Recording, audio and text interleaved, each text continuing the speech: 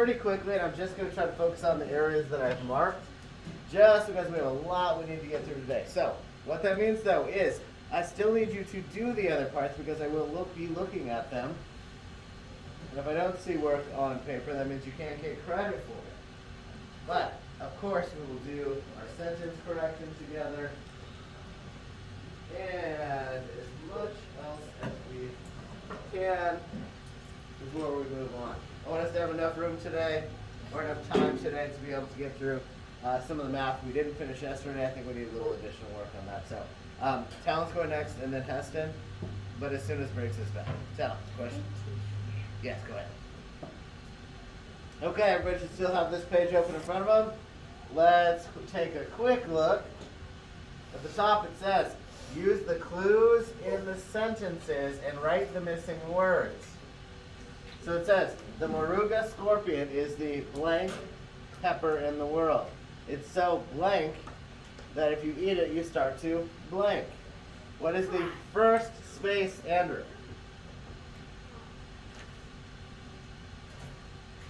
Well, are you sure? No.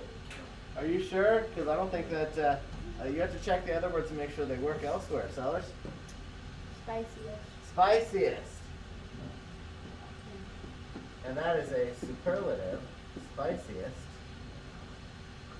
Spiciest. Because the reason that we can't use hot there is because right here, when we say it's so, it couldn't be it's so spiciest. It has to be it's so, Talon? Hot. Hot. Then if you eat it, you start to, Heston? Fry. That was easy. That's right. No, I like spicy food, but I think that sounds maybe a little too spicy. Good. Ted, mask not on your eyes, please. You can't see the board if it's on your eyes. All right, I see one. Let's see. 1, 2, 3, 4. No. 5 errors. I see 5 errors here. What's the first error, Sellers? Allie, can you see? Mittens needs to be change the second I to a G. That's correct, but that's not the first error. That is true. We do have to change the spelling of this one. But what's the first error, Allie?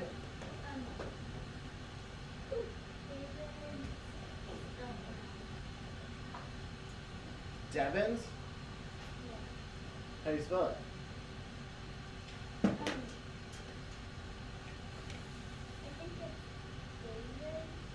So she's saying she thinks it's the wrong name. But what I'm going to tell you is that's actually the name. So that's the real name, Devin. But there is something wrong with it, though. You're right about that. There's something wrong with it. The one on top? Starts with an A. Remember what it is? Makes it possessive. I see some hands going up. Okay, call it out if you think you know it. Apostrophe. Is that what you're thinking? Yeah. Yes, apostrophe. Because the mittens belong to Devin. Devin's mittens. Now, how do you spell it, Sellers? What? How do you spell mittens? Mittens. There you go. R-E. What's next? What's next, Briggs? How do you spell it?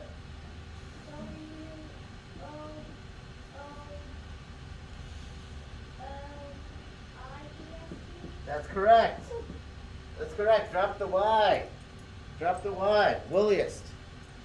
Wooliest. What's the next error, Ariana? Yes, you can. What's our next error here, Madeline?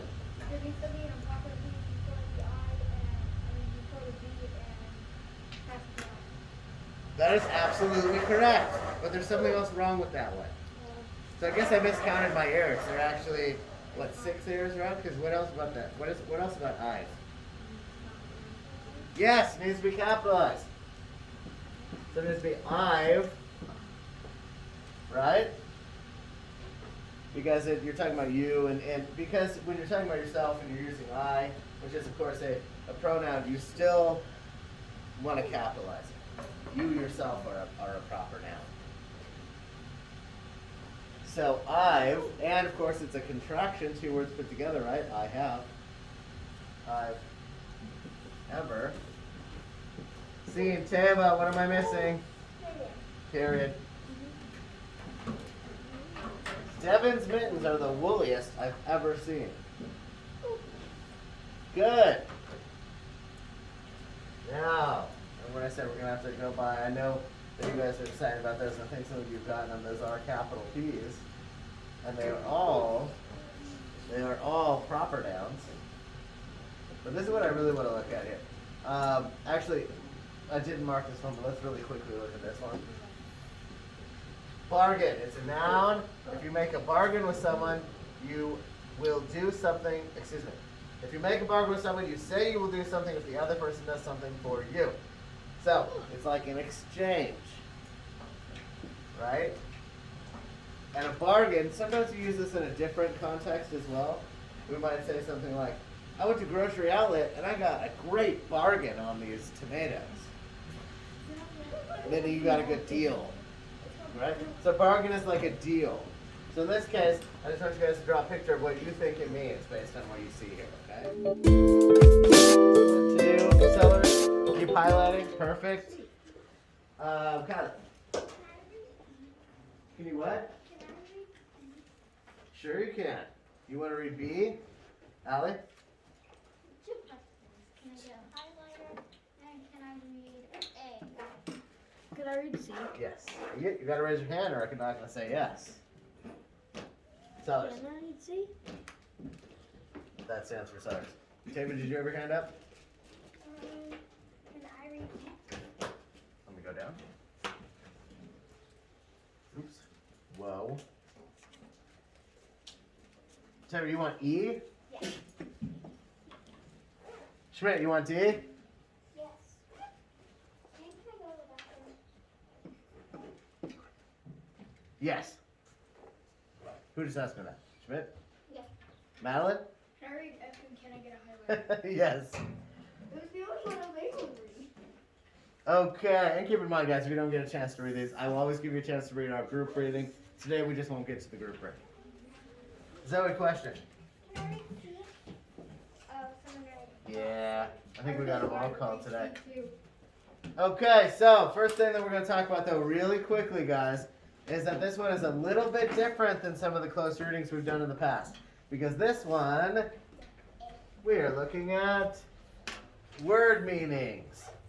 We're looking at word meanings. So if you guys scroll down, not scroll, flip over, and look at this page here, you're going to see that most of the first page just has you underlining the text that helps you understand the meanings, and then explaining the meanings in your own words. So you're going to go and find each one of those words or phrases, and then you're going to explain really quickly in a sentence what they all mean. Okay? Wait, I already. That's all we're doing on that one. Now, please stop talking out. On this one, it's the same thing we've already done. 1 to 3 sentences, 1 to 3 words for each topic of a paragraph, okay? Then you're just going to underline 3 important words in the text. Any of those could work. Then we're going to summarize. So all of that you guys have done before. The next page here, same thing. You're going to write 3 questions. You're going to do the 1 to 3 words that describe the main topic. You're going to tell me the main idea. You're going to give me a key detail. These you've all done before. You describe how the key detail supports the text. And then the sequence of events. This is something we have not done on this particular type of thing.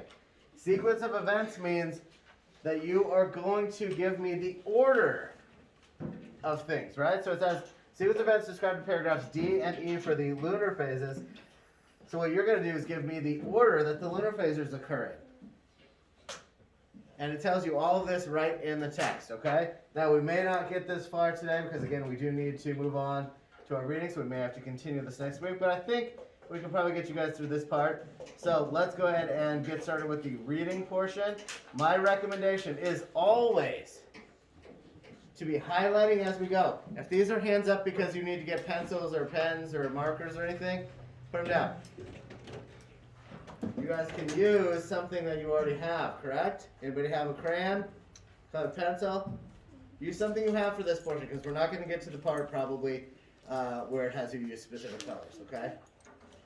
If you do not have anything, no crayons, no colored pencils or markers, then you can get up and go ahead and get one. But one at a time if you see somebody else, okay? Andrew. Is this one?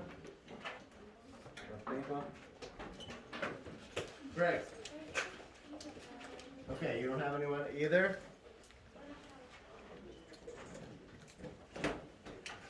Yes. 2 questions.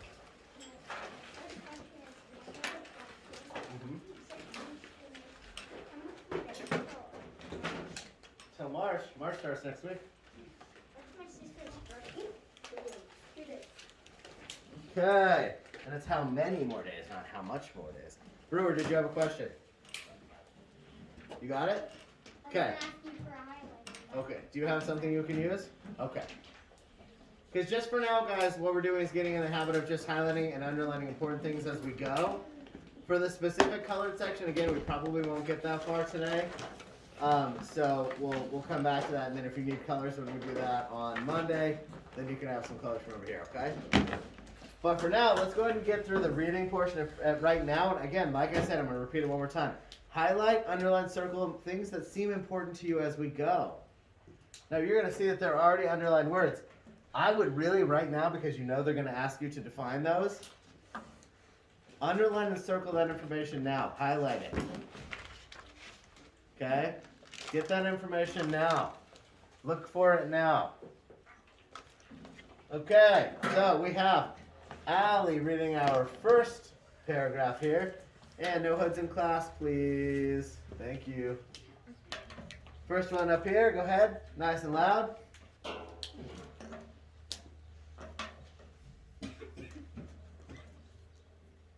Every night the moon appears in the sky. It's always there, but we can only see it in the dark. The moon is always seems to be a different shape. This is called the lunar phase. The lunar phase is how much of the moon you can see. Good, thank you. So I see some important information. We have the moon appears in the sky. Every night the moon appears in the sky, because there's that word that they want you to define. It's always there, we can only see it in the dark. The moon always seems to be a different shape. This is called the lunar phase. So I would underline things like different shape. The lunar phase, I think it defines it right here. The lunar phase is how much of the moon you can see. Right? That stuff I think is important. Okay, so I have K written down there. I think that's Kylie, right? Yeah. Kylie, go ahead and read paragraph B. The part of the moon that we can see is from the sun's light. Go ahead and speak up a little bit more. From the sun's light, reflecting off of it because of gravity. The same side of the moon always faces Earth. As the moon moves around Earth, we can see more of the phase of the moon. Good. So this paragraph is obviously explaining to us why we can see the portion of the moon that we can see, right? It says because of gravity, the same side of the moon always faces Earth. As the moon moves around the Earth, we can see more of the face of the moon. And that's another way that we talk about the lunar phase. And that's important information. There could be important information in there for when you guys talk about the topics of each paragraph, okay? So if you see something important you see, something important in here to help you answer those, like maybe because of gravity, same side of the moon faces Earth, I think that's pretty important. I would underline it or highlight it. Okay, now I have, Sellers, looks like you got yourself a big chunk there. Okay. A moon phase lasts 29 days. It starts when you cannot see the moon in the sky. This is called the new moon. You cannot see the new moon because the sun is on the other side of it. The side that does not face Earth gets all of the sunlight. We cannot see that side, so the moon appears dark to us. After the new moon comes the crescent moon. That is when just a small part of the moon is visible, and it looks like the mouth of a smiley face. Then comes the quarter moon, in which half of the moon is light and half of it is dark. When the most of the moon is light, but some of it is dark, it is called the Go ahead, try it. gibbous. That's close. Gibbous. The gibbous. Wait, I forgot what it was. The gibbous moon. At last there is the full moon, in which all of it looks like to us. Good. So you can see that there are 4 different things underlined here, 4 different phrases and words, right? So that means these are going to be important things you're going to need to define. You've got new moon, crescent moon, it's part of the same one, and gibbous moon right here, which means that these are also parts of the lunar cycle. So you're going to want to go ahead and take a look at what's around them. New moon.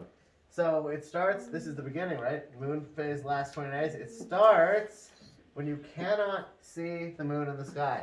That's called the new moon. You've got a definition right there.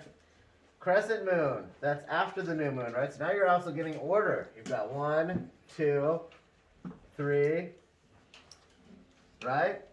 And I apologize before, I believe I said that there were 4 things in here, but actually only 3.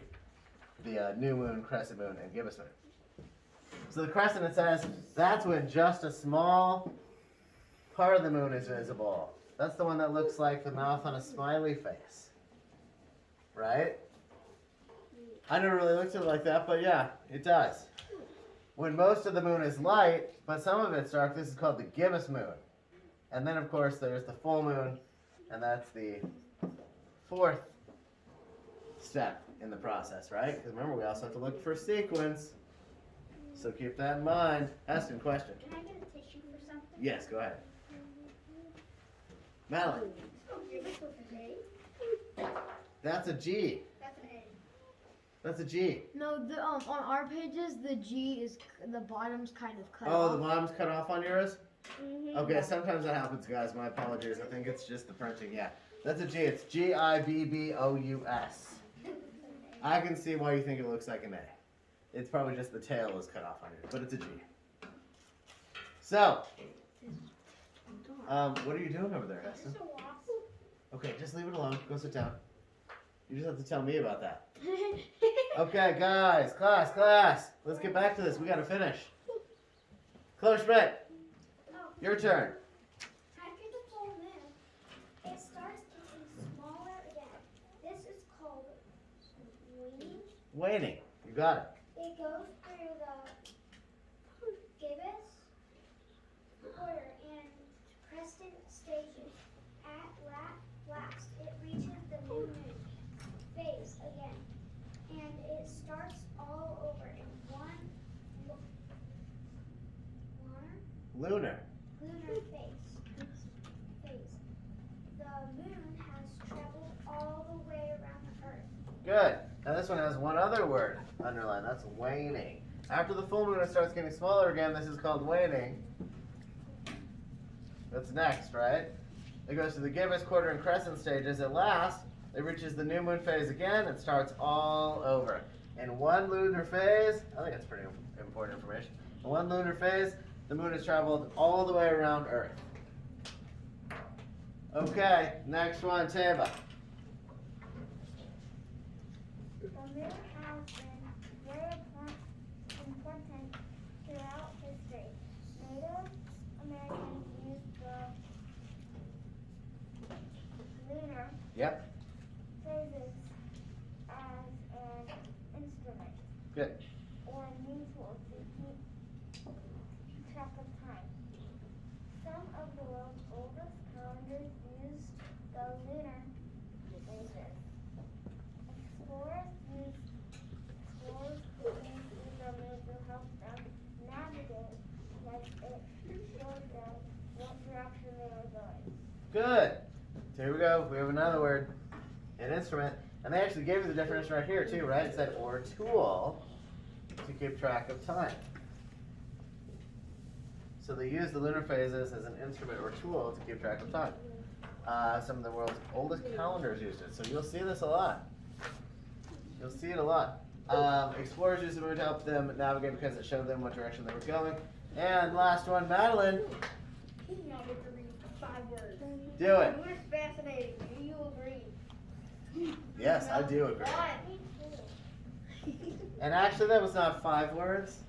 No, look it. It was 7. Okay. I didn't count. So, now, we don't have a lot of time, but here's what I want you to do. Go ahead and I would recommend pulling out.